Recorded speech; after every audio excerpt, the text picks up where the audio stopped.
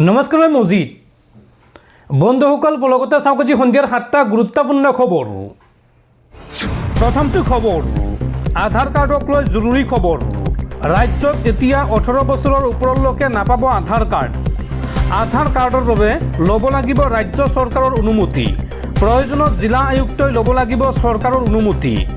অবৈধ বাংলাদেশীয়ে যাতে ৰাজ্যত আধাৰ কাৰ্ড ল'ব নোৱাৰে, তাৰ বাবে এই সিদ্ধান্ত গ্ৰহণ কৰা হৈছে। ৰাজ্যিক কেবিনেট বৈঠকৰ অন্তত এই বৃহৎ ঘোষণা মুখ্যমন্ত্ৰী হিমন্ত বিশ্ব শৰ্মাৰ। 18 বছৰৰ ঊৰ্ধ্বৰ নাগৰিকৰ বাবে ৰাজ্যত বন্ধ হ'ল আধাৰ কাৰ্ড। নতুন আধাৰ কাৰ্ড বনোৱাৰ বাবে চৰকাৰে নিৰ্ধাৰণ কৰিলে অন্তিম সময়সীমা। আধাৰ কাৰ্ডৰ নতুন নিয়ম ৰাজহুৱা কৰিলে মুখ্যমন্ত্ৰীয়ে। এতিয়াৰে পৰা 18 বছৰৰ ওপৰৰ কোনো লোকে বা কোনো নাগৰিকে আৰু নাপাব আধাৰ কাৰ্ড। ৰাজ্যৰ 18 বছৰৰ ঊৰ্ধ্বৰ প্ৰতিগৰাকী যোগ্য ব্যক্তিক ইতিমধ্যে প্ৰদান কৰা হৈছে আধাৰ কাৰ্ড। আৰু এতিয়াৰে পৰা কাৰোবাক নতুন আধাৰ কাৰ্ড লাগিলে জিলা আয়ুক্তই ল'ব লাগিব চৰকাৰৰ বিশেষ অনুমোদন। অৱশ্যে 2027 চনৰ মাৰ্চ মাহলৈকে SC, ST আৰু চাহ জনগোষ্ঠীৰ বাদ পৰি ৰোৱা লোকসকলে লাভ কৰিব আধাৰ কাৰ্ড। ৰাজ্যিক কেবিনেট বৈঠকৰ অন্তত এই গুৰুত্বপূৰ্ণ ঘোষণা মুখ্যমন্ত্ৰী হিমন্ত বিশ্ব শৰ্মাৰ।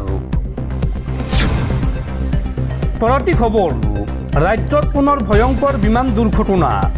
এইবাৰ বিমান অৱতৰণৰ সময়তে হঠাৎ ভয়ংকৰ বিস্ফোৰণ আৰু এই ভয়ংকৰ বিমান দুৰ্ঘটনাত মৃত্যু হৈছে পাইলটৰ।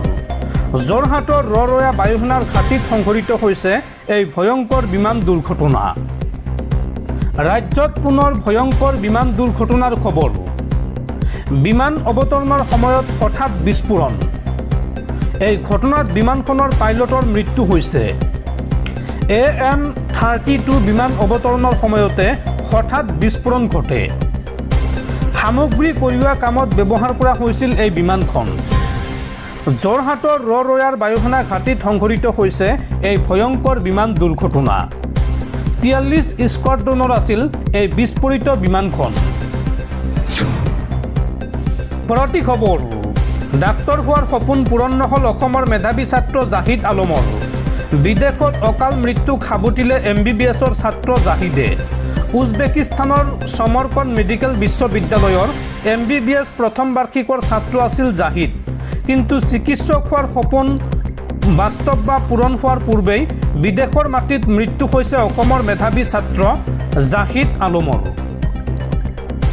ডাক্তৰ হোৱাৰ সপোন পূৰণ নহ'ল মেধাৱী ছাত্ৰ জাহিদ আলমৰ।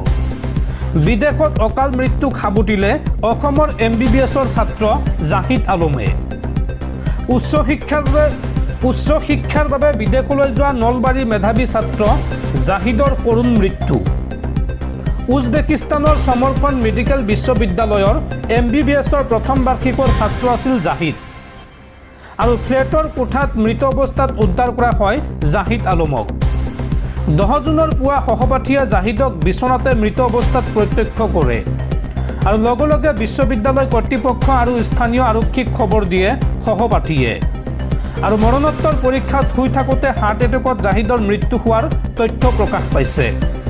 আৰু এইদৰে বিদেশত অধ্যয়নৰত জাহিদৰ আকস্মিক মৃত্যুৱে এতিয়া মৰ্মাহত কৰিছে সকলোকে। দৰ্শকসকল, আৰু বহুতো গুৰুত্বপূৰ্ণ খবৰ আছে। তাৰ আগতে আপোনাক জনাওঁ যে যদি আপুনি এতিয়ালৈকে এইটো ভিডিঅ'ত লাইক কৰা নাই, তেন্তে এতিয়াই ভিডিঅ'টোত লাইক কৰি দিয়ক। আৰু এনেকুৱা ধৰণৰ ভিডিঅ'সমূহ নিতৌ চাবলৈ চেনেলটো ছাবস্ক্ৰাইব কৰি কাষত থকা বেল আইকনটো প্ৰেছ কৰি ৰাখক। পৰৱৰ্তী খবৰ, অসমত মাত্ৰ 20% মানুহে অসমীয়া ভাষা নক'লেও অসমত অসমীয়া ভাষা থাকিবই।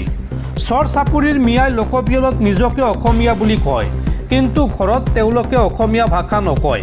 কেৱল মুখেৰে অসমীয়া ক'লেই কোনো অবৈধ বাংলাদেশী ৰাতিৰ ভিতৰত খিলঞ্জীয়া হৈ নাযায়। এই মন্তব্য ৰাজ্যৰ মুখ্যমন্ত্ৰী হিমন্ত বিশ্ব শৰ্মাৰ।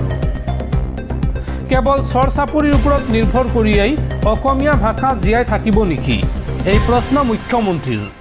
মুখ্যমন্ত্ৰীয়ে কয় যে চৰ চাপৰিৰ মানুহে অসমীয়া ভাষা লিখা নিলিখাক লৈ আমাৰ কোনো আক্ষেপ নাই।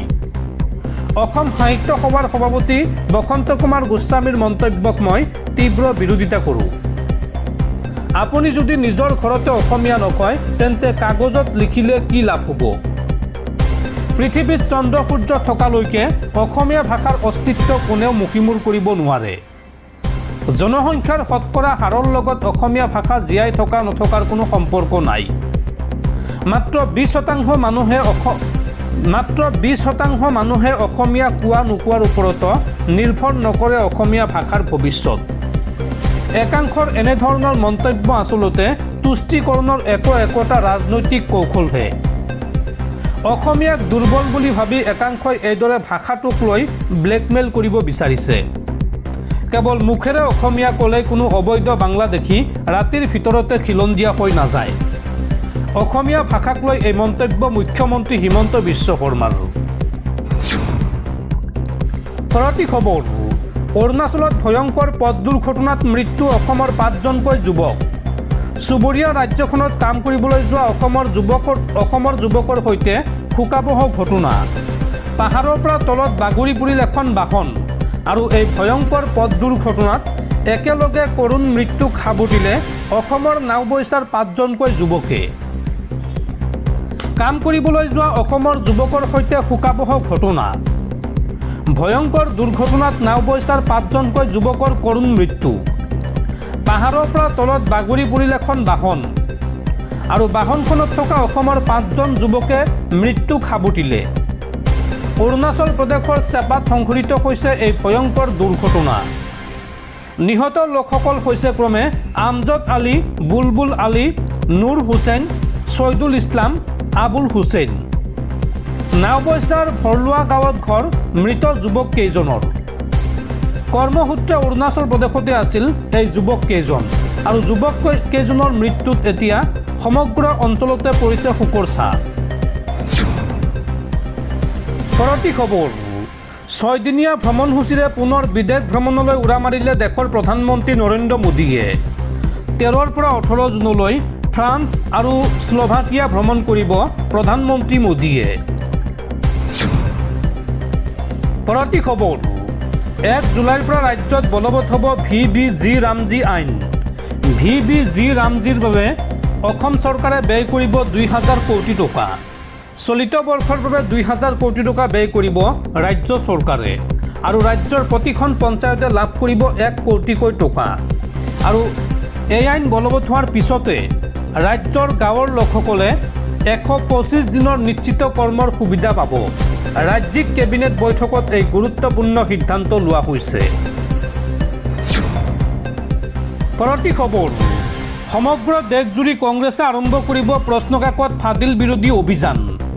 অহা 17 জুনত কোটাৰ পৰা আৰম্ভ হ'ব এই অভিযান আৰু এই অভিযানৰ নেতৃত্ব দিব লোকসভাৰ বিৰোধী দলপতি তথা কংগ্ৰেছৰ যুৱৰাজ ৰাহুল গান্ধীয়ে। পৰৱৰ্তী খবৰ, নীৰৱ মোদীৰ লগত বলে নোৱাৰিলে CBIয়ে। দেশ জোকাৰি যোৱা PNB বেংক কেলেংকাৰীৰ দুৰ্নীতিৰ কোনো তথ্য নাপালে CBIয়ে আৰু ব্যৰ্থ CBIয়ে এই গোচৰ শেহতীয়াকৈ গতাই দিলে দণ্ডাধীশক।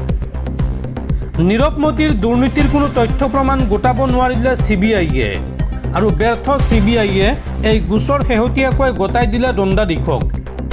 উল্লেখযোগ্য যে পাঞ্জাৱ নেশ্যনেল বেংকৰ মুম্বাই মণ্ডল কাৰ্যালয়ৰ উপ মহাপ্ৰবন্ধকে দাখিল কৰা এক অভিযোগৰ ভিত্তিত CBIয়ে নীৰৱ মোদী আৰু তেওঁৰ কোম্পানীৰ সঞ্চালকসকলৰ লগতে PNBৰ একাংশ অজ্ঞাত বিষয়াৰ বিৰুদ্ধে 321.88 কোটি টকা ঋণৰ অপব্যৱহাৰ আৰু প্ৰবঞ্চনাৰ গোচৰ ৰুজু কৰিছিল। প্ৰথম অৱস্থাত অভিযুক্তসকলৰ বিৰুদ্ধে অপৰাধমূলক ষড়যন্ত্ৰ, প্ৰবঞ্চনা আৰু দুৰ্নীতি প্ৰতিৰোধ আইন 1988 অধীনত গোচৰ চলোৱা হৈছিল। কিন্তু শেহতীয়াকৈ CBIয়ে আদালতক জনায় যে এক গভীৰ তদন্তৰ পিছতো PNBৰ কোনো বিষয়া বা আন কোনো ব্যক্তিৰ বিৰুদ্ধে দুৰ্নীতি প্ৰতিৰোধ আইনৰ অধীনত কোনো দুখনীয় বা আপত্তিজনক তথ্য প্ৰমাণ পোৱা নগ'ল। যেহেতু কোনো চৰকাৰী বিষয়াৰ বিৰুদ্ধে দুৰ্নীতিৰ প্ৰমাণ পোৱা নগ'ল, সেয়ে এই গোচৰটো CBIৰ বিশেষ আদালতৰ অধিকাৰ ক্ষেত্ৰৰ বাহিৰলৈ গুচি যায়। CBIৰ চৰকাৰী অধিবক্তা বিক্ৰম সিঙে আদালতক জনায় যে এতিয়া কেৱল ব্যক্তিসকলৰ বিৰুদ্ধেহে ভাৰতীয় দণ্ডবিধি IPCৰ অধীনত সাধাৰণ প্ৰবঞ্চনাৰ অভিযোগনামা দাখিল কৰা হ'ব। এই যুক্তিৰ ভিত্তিত বিশেষ আদালতৰ ন্যায়াধীশ JB ধৰেকৰে CBIৰ আবেদন গ্ৰহণ কৰে আৰু গোচৰটো মুম্বাইৰ এছপ্লেনেড কোৰ্টৰ অতিৰিক্ত মুখ্য মেট্ৰপলিটান দণ্ডাধীশলৈ হস্তান্তৰ কৰাৰ নিৰ্দেশ দিয়ে। উল্লেখযোগ্য যে নীৰৱ মোদী আৰু তেওঁৰ মমায়েক মেহুল চোকচি হাজাৰ হাজাৰ কোটি টকাৰ PNB বেংক কেলেংকাৰী মূল অভিযুক্ত।